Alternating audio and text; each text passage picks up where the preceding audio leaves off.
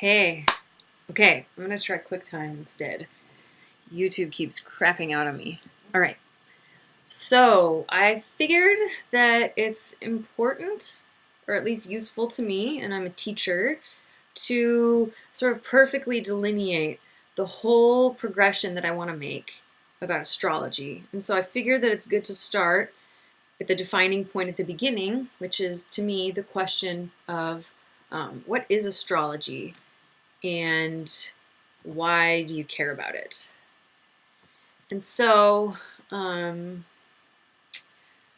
want to start by, let's see, I guess I would say for me, astrology is linked to the studies that I've pursued in philosophy, in psychology, in spirituality, and also, and especially so, in teaching. So for example, with teaching, when you become a teacher, you have to think about how to teach, which means you think about how people learn. And sort of you start to think about the process of thinking.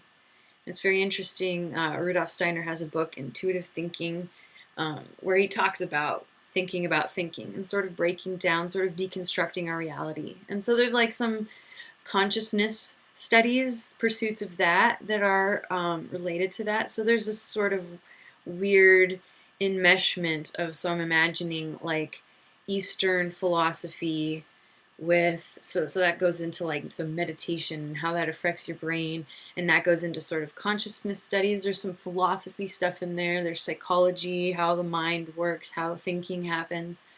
And I mean, there's still some like spiritual connections there. So the first place that I would start is with some of the stuff that Piaget said. If you don't know who Piaget is, he was a child developmental psychologist in the 60s, and he created some of what I think today are considered standards insofar as the process of cognitive development in children, and indeed in all of us all the time. And the thing that's really interesting is that it's not that it's just the world out there and we have to figure it out. It's like there's this interaction, and especially in learning, it's our interaction with the world. We're creating a personal understanding of the world.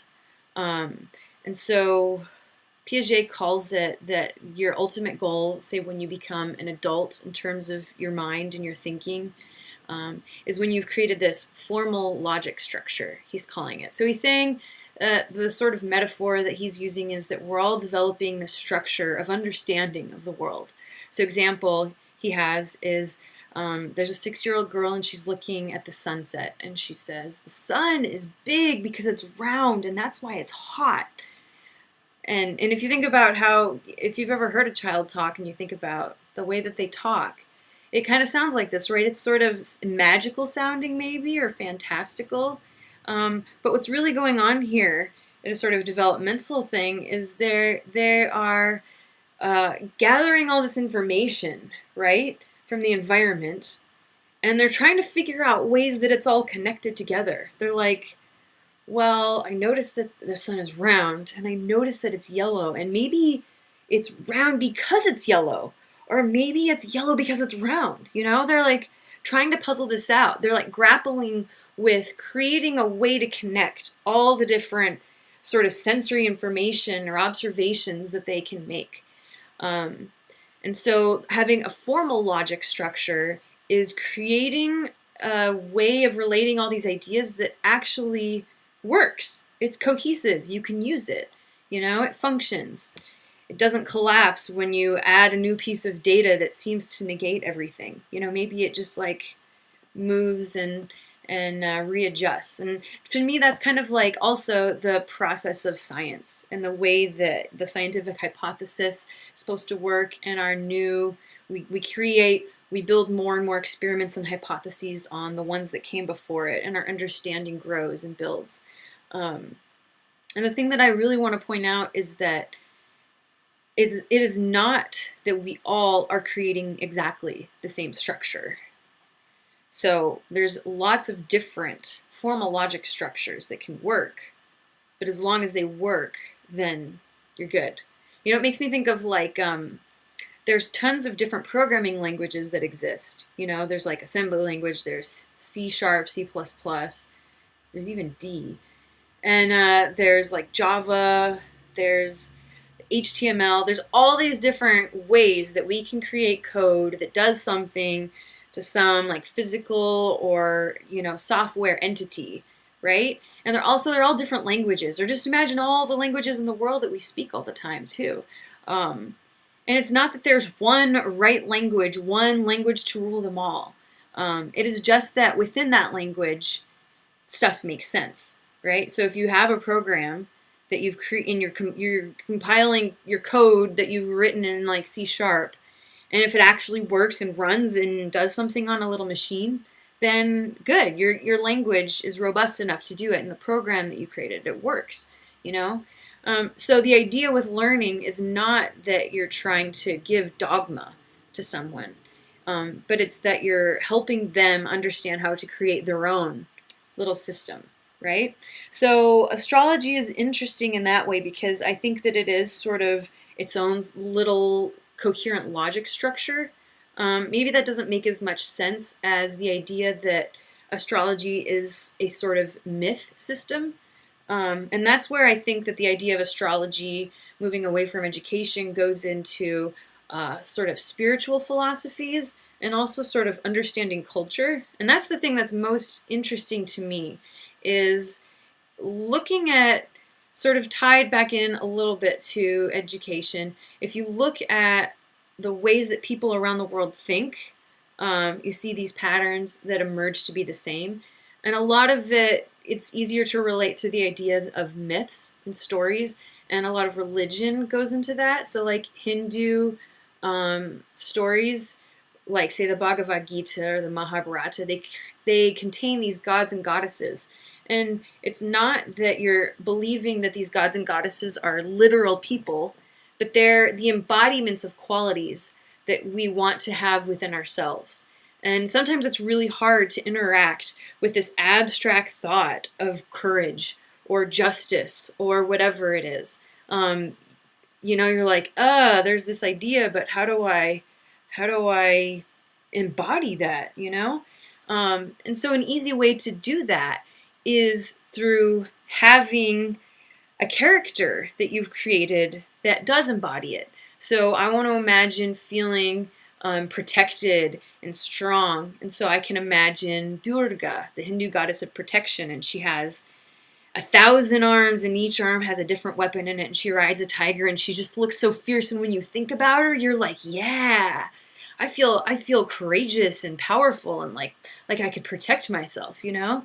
And so what's really interesting then, I think, is to look at the myths that all these different cultures around the world have. Some of it you can see in religion, some of it you just see in the different stories they have, like watching movies, reading books, listening to music.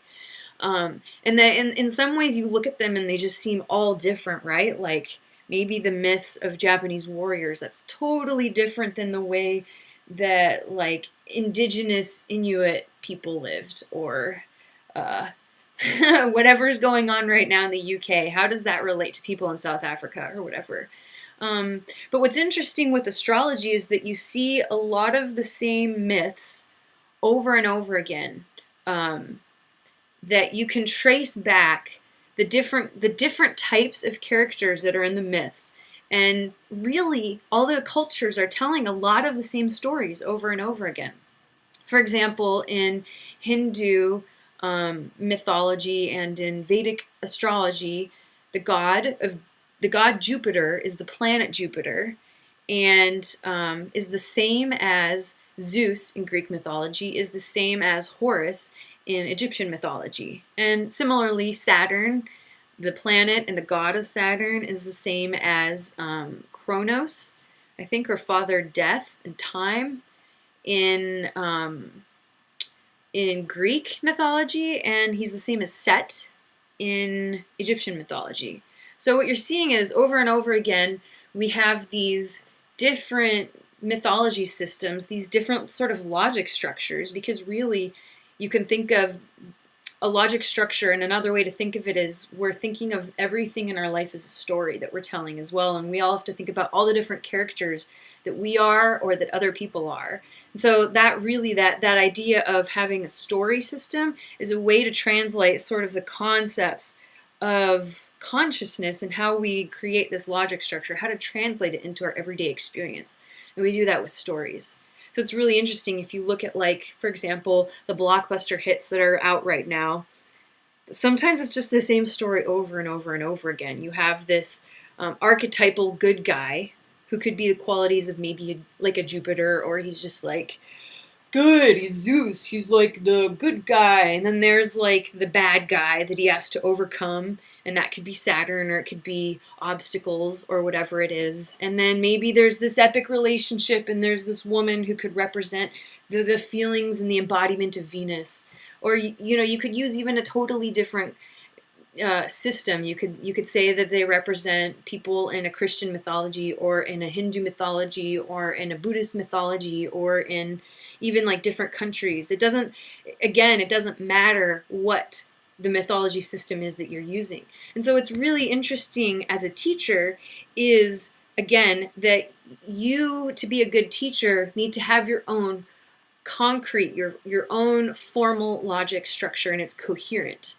And so when you teach, it is not the dogma that you are telling someone how to build your system, but through the understanding that you have from having built your own system, you help other people to build theirs.